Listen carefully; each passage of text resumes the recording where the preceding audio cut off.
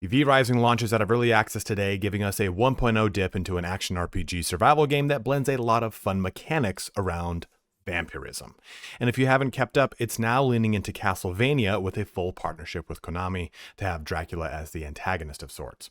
Now, maybe you've played V-Rising at launch. Maybe you came back for one of the many major content patches, or maybe you've been holding off until today. Either way, I'd like to go over some of my hard and fast tips to get you started. Now, I'll be showing footage from both the release client and the old client, as I have access to both, but am not as far as my previous save. So if the UI changes here and there, just ignore it. All the advice is effectively the same. The 1.0 launch tweaked a lot of quality of life and graphic stuff and changed the way vampire spells are acquired, but that's pretty much it.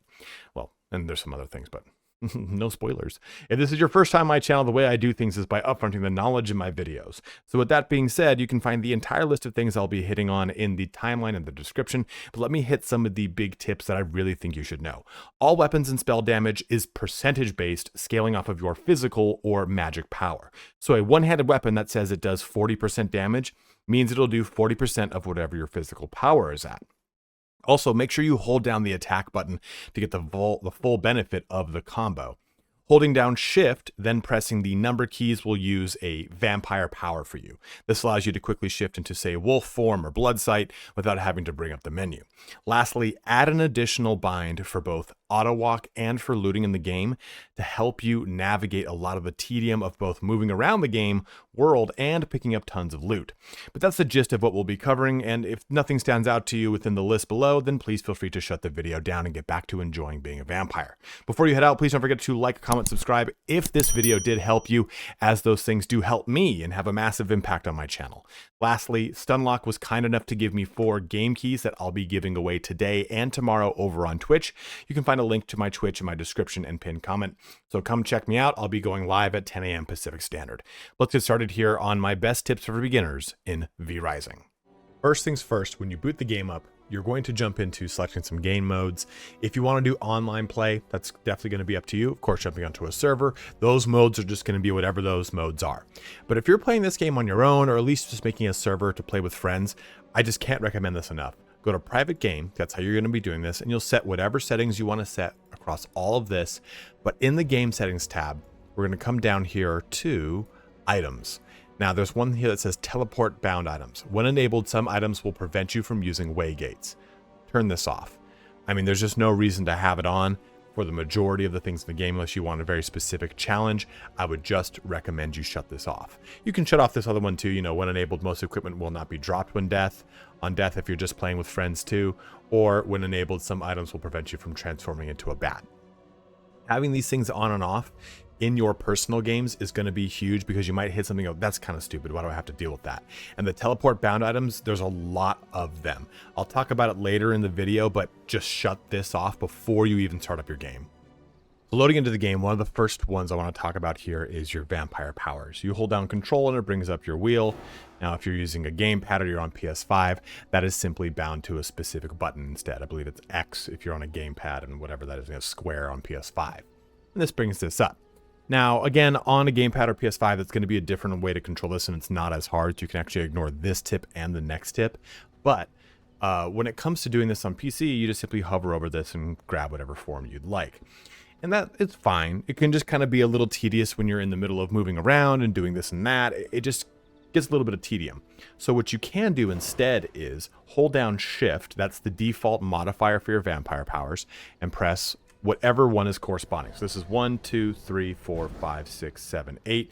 And in the release version client, there's actually even more that you can tap into.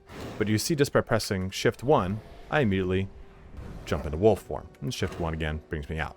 Shift 2 puts on my blood sight.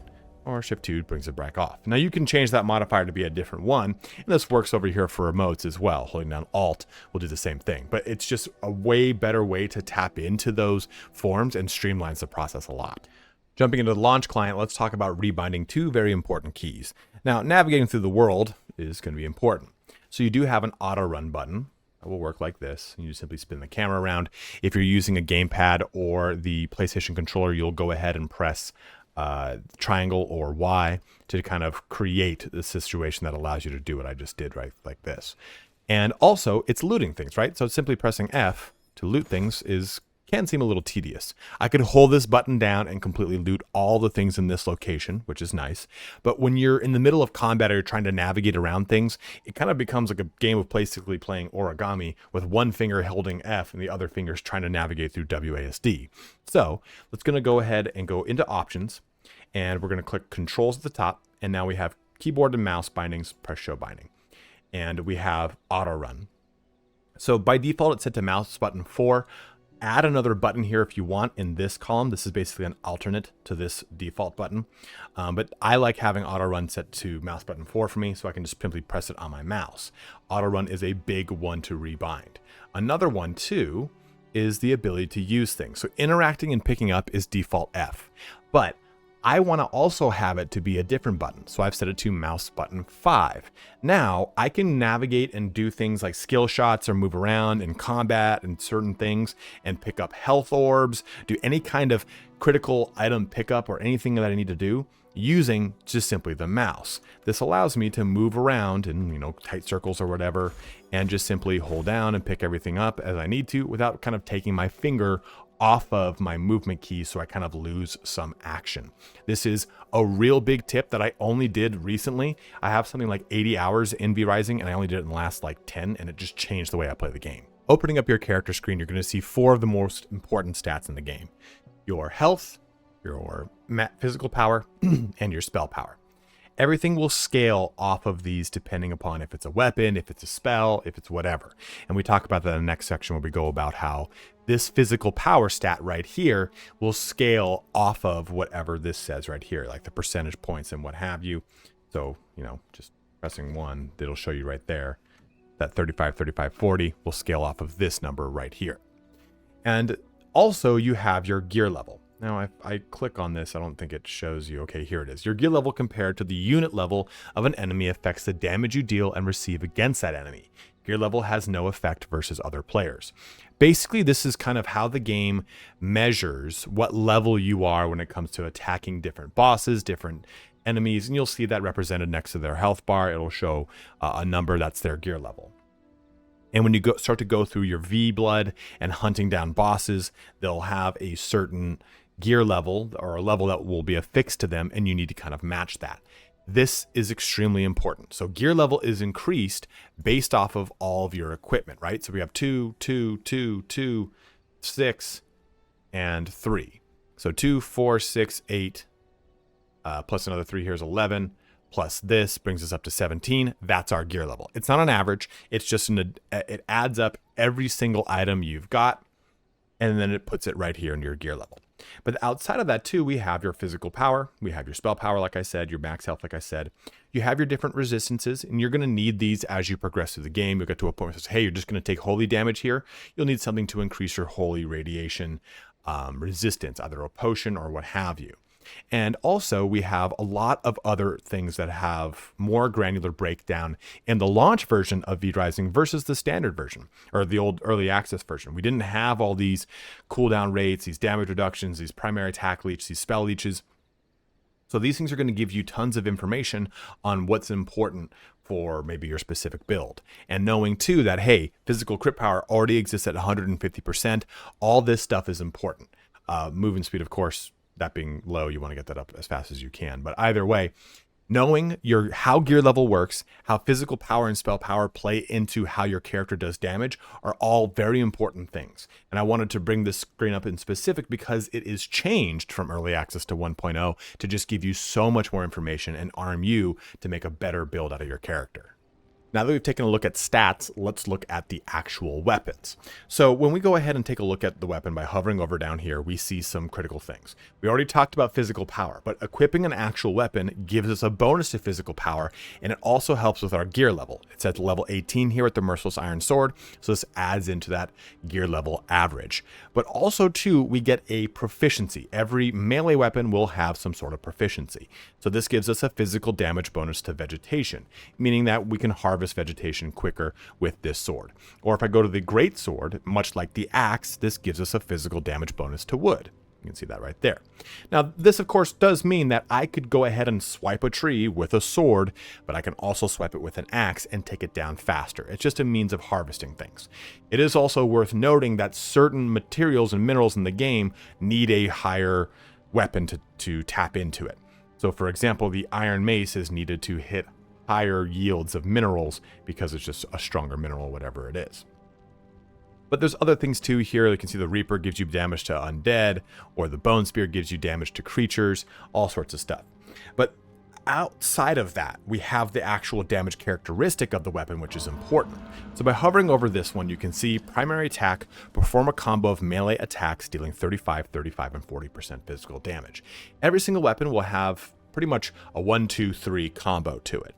So I'll click on the greatsword here. You can see 70, 70, 80. Here's the mace. It's 50, 50, 60. We have the Reaper is 55, 50, or 50, 50, 55. And then the axe 45, 45, 55. So you can see there's a bunch of different percentage bonuses here. And the cast time gives you the time in between the swing, more or less. So you can see that this is a 0.2, whereas a greatsword is a 0.5. And this swing is done by simply pressing left click, and you can just keep pressing left click and kind of chain a combo together, or hold it down and let it go through the combo, and it just goes 1, 2, 3. And you can see that reflected over here. You press it, and well, I used to change it, but it doesn't anymore. But either way, you can stop a combo midway through by just pressing and stopping. You can also go 1.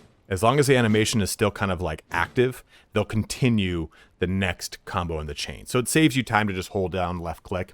And this also gives you just an idea of saying, okay, hey, this is going to have a lot of damage. What's that damage? Here's the actual damage I'm getting from the primary attack of this weapon. And it's really important to just kind of see these things for yourselves. Eventually you'll upgrade and get access to this ability, and then you'll upgrade further and get access to this ability, which will be different for every single weapon. Like the sword has these abilities, the whirlwind and the shockwave, versus the Reaper has tendon swing and howling Reaper, whatever that is. And those will then say, 125% physical damage. So it's just important to take a look at how these individual percentages work for the individual weapon, so you can decide which ones work the best for you. Now, of course, you're going to want to specialize them for the target that you're killing, right? Like if you're going to go kill a big scary bear boss, use a spear to give you that 25% additional damage. But when you're kind of reaping through general things, or maybe doing PvP, find something that fits the play style that you like, and this way you can actually look at the percentages to see if those percentages kind of fall into that play style. Your spellbook is another big portion of V-Rising, because this is how you're going to tap into, well, you guessed it, your spells. And this also gives you access to like dashing abilities and certain things like that. And you have got a total of 6 schools here at the top, at the start of the game. You have Blood, Chaos, Unholy, Illusion, Frost, and Storm. But in the old version, in early access, you killed a boss and then you received a spell. In the launch version, you are now given a corresponding point of that school, and you invest it as you see fit. Even your original starting ones, you could go ahead and respec them for free. You do it at this thing right here, the Altar of Recollection. But I'm going to go ahead and put a point here, and we unlock the spell. Put a point here, and we unlock the spell. Or conversely too as well, Unholy Magic. Oh, let's just get this one instead, and we can swap this one out. So that's how the spells themselves work. The new system is a lot better, in my opinion. Also, more spells and abilities overall. But what's important here is, and you can see the borders too. Like this is a dash spell, that's a dash spell. This is an ultimate spell, that's an ultimate spell. So these borders kind of correspond to what you'll see down below. But what's important here, though, is to know this portion. This is the thing that I completely missed on a lot of the hours of my playthrough, not understanding how it works, but it's also something that's been divulged in the more recent patches, even further in 1.0. So Blood, for example, leech the life force from your enemies for 5 seconds. Physical attacks restore 7% of damage dealt against leeched enemies. Heal self for 3% of your max health when a target is affected by leech perishes. So you now get so much more granular information as to how the mechanics, the kind of innate passives of these overall schools of magic work. Even Condemn here, okay, this will summon up, this is your kind of your summoning school, more or less. Well, that an illusion. but this summons up unholy warriors to fight with you if you killed something that was condemned. Or illusion here will weaken things, reducing their damage output by 15%, but also you get phantasm, reduces your spell cooldown by 1% and grants 2% chance to reset cooldown on cast. So you get a free cast of things. Or chill will frost magic will chill and freeze things. Storm magic will basically do static to trigger a shock dealing 10% magic damage. Triggers a chain lightning effect traveling towards the nearest enemy dealing 50% magic, inflicting static and bouncing up to 2 times. And just for continuity's sake, chaos magic here is basically fire. It ignites things, and in chaos flames dealing 50% magic damage, your magical power damage over time. Triggers an explosion that deals 50% magic and ignites nearby enemies when a target affected by ignite perishes. So most everything has a perish effect, and most everything has some sort of persistent effect. And understanding these is crucial to either bouncing around to having different abilities from different schools, or going in a direction for your character that kind of makes sense for what you want to do. Maybe you want to go really into summoning, so you go into unholy magic. Or maybe you want to have a lot of life leeching and abilities to heal your companions, you do blood magic. There's 2 more abilities that help out with that. Or maybe you want to do a lot of kind of ranged damage that also gives you barriers and such. Frost magic has got that, or fire right here. So understanding these is really crucial, and it's something that I didn't really realize was a big part of the game, because the game didn't tell you those existed until just recently. And even now, you really know what all these do, and it really is fun to kind of set up a set of spells that make sense for how you want to play. Crafting is a huge part of V Rising, and I would tell you to make your crafting instruments, your stations, your refinement, all that kind of centralized to a location that you can break into different rooms. So for example, here, if I come over to my grinders and my sawmill, you can see that they are in a confined castle room. That's the most important thing of this entire tip. Make sure that all of your crafting stations are in a confined castle room, even if they're in one single castle room and you don't want to care about the matching floor portion of this, which reduces the cost. Basically, the confined castle room will make it so that things now cost 25% faster refinement rate, and the matching floor will help reduce the cost of refining anything. So take, for example, clay. This would have been 25% more expensive to refine it into a stone body. So these things do benefit you quite a bit, but you can see that this does require quite a bit of room. Like, here's my entire forge, here's my workshop, and I've gone one further, and I've created a whole second story to this kind of crafting tower I've made. I've got my tailor right here. I've got my soon-to-be jeweler gem room. What is this called? The jeweler's chamber. I have my study at the top of my keep. So this can kind of get away from you. And I would say maybe only put the crafting stations in that you really care to reduce the cost of things in specific rooms until you can afford to have much larger locations to have everything in their own room. When you first start off, it's pretty much just a matter of slapping things together. Find the rooms when you can.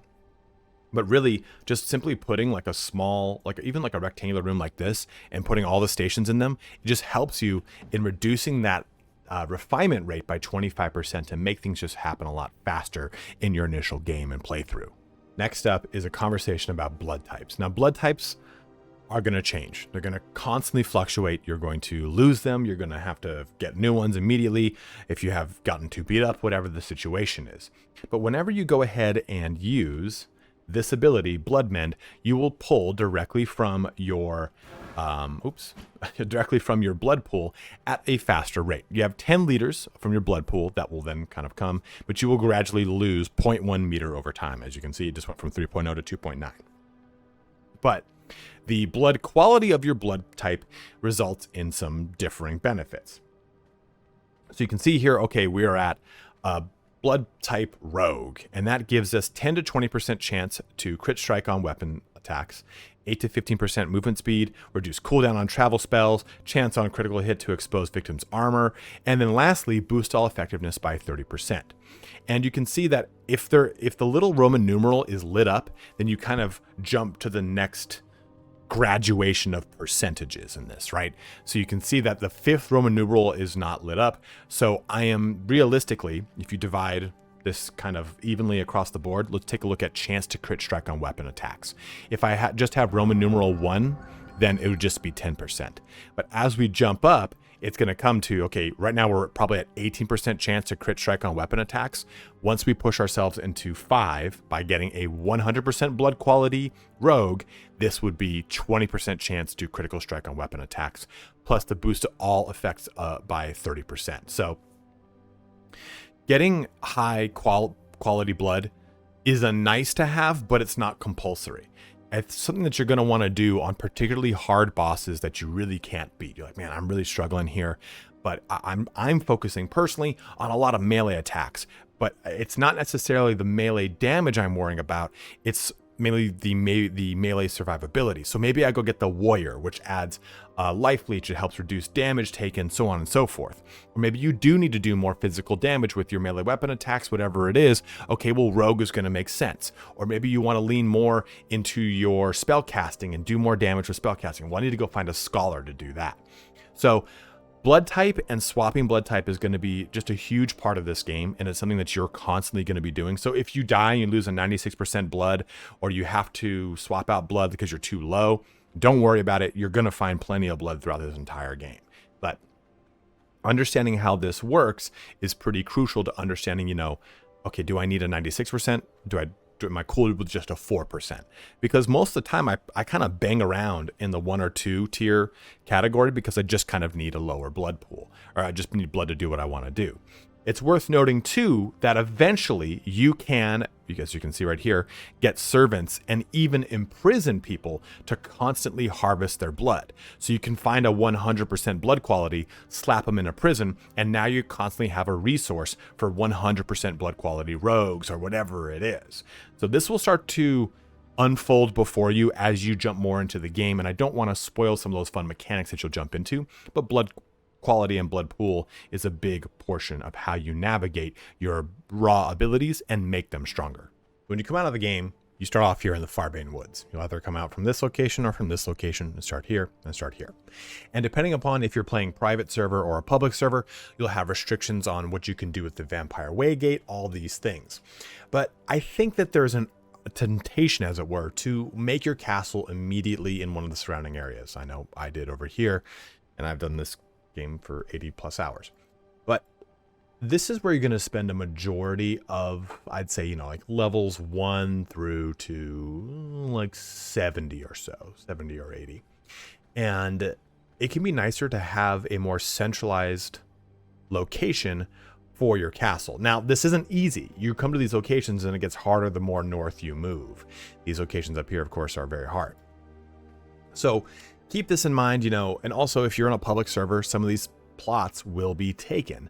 But I think if you make your castle all the way down here at the bottom, it just becomes something that you eventually want to move as you start to move into these regions, which are essentially the end game. And there's also a new spot over here that you'll see on your version of the map when you boot up in 1.0.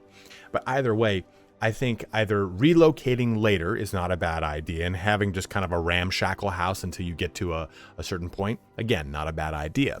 But if you want to just jump ahead and really kind of place yourself in a little bit of a hotbed, it's going to be harder earlier, but I think that the actual payback here is that you will have a closer location that you can go farm stuff, that you can go get to things, depending upon your Waygate restrictions in the server that you're playing on. But definitely try to have your Vampire Castle a little bit further north than you're probably comfortable with in the initial portions of the game.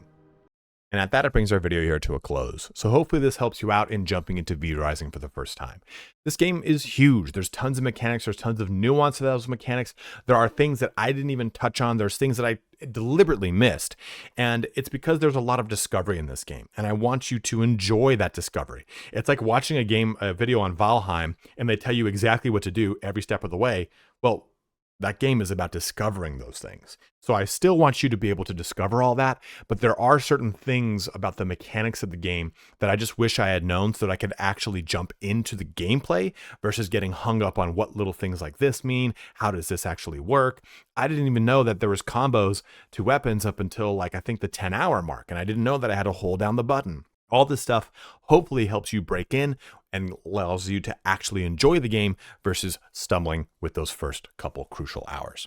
But as always, guys, thank you so much for watching here. And if you have big tips that you've played or from playing through so many hours of V-Rising, go ahead and let me know in the comment section below. But also, please preserve the discovery of the game. It's like jumping into Valheim and watching like a video where it's like how to do every little step of the way. Like I said, it's about that discovery. People can get to the end game in the first day in this, but I don't recommend you do that. I recommend you play at your own pace, play the game you paid for. Don't play the game that content creators or gaming publication websites tell you to play. Fuck that. You spent your money. You play exactly how you want to play. But as always, guys, thank you so much for watching here today. Have a good one and take care.